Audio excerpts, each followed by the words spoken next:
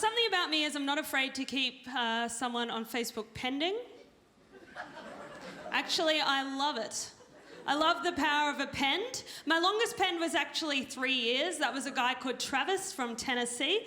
Now, I'd never met Travis, and he sent me a Facebook friend request, and I looked at his profile, and his picture was a truck. I was like, yeah, I'm not adding you. And then about a year into that pend, he sends me a Facebook message, and in capitals, it just said, boop. And I remember at the time thinking, I think Travis might actually be a truck. I got a friend request from an audience member once, and I recognised him because I was like, I couldn't forget that guy because he said something during the show. So he was sitting in the front row, right? And during it, he just leans over the girl next to him and points up at me. He gets her, he goes, hey, hey. He points up at me and he says about me, he goes, hey. He goes, now this is comedy for men and women.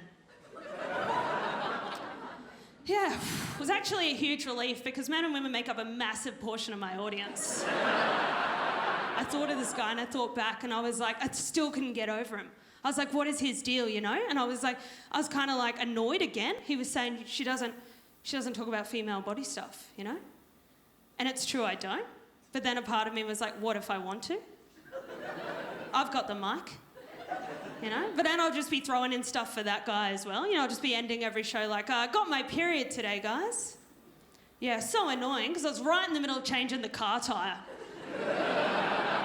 Don't you hate it when your water breaks when you have tickets to the Crusty Demons? Am I right, fellas?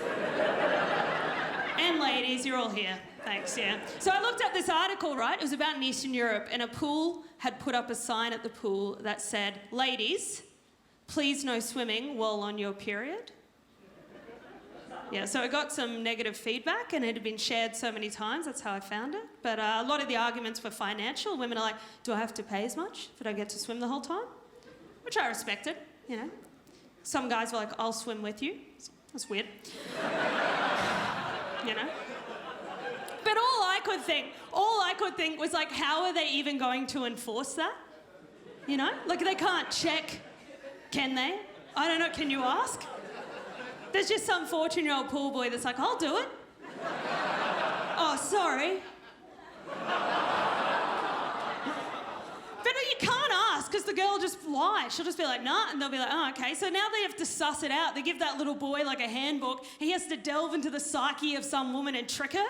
He's just at the counter and she's coming in. He's like, $14, please. She's like, okay. And he's like, oh, before you go in, what did you do today?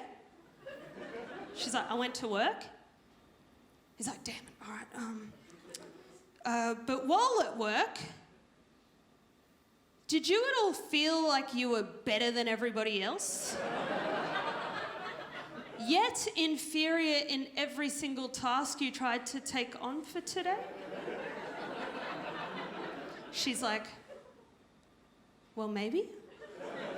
He's like, oh, you're on your period, get out! But then I thought about it, I was like, what the fuck happened in that pool? Like, something fucked up happened. Why was there that much blood in the pool? Like, something bad happened, right? That just doesn't happen. What happened? I was like, was there a whale home birth?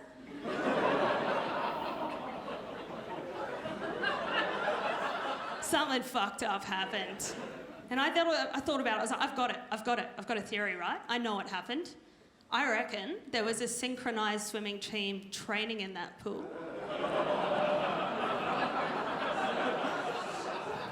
Yeah, and they just hit the ultimate level of synchronisation. That is comedy for men and women. Thank you!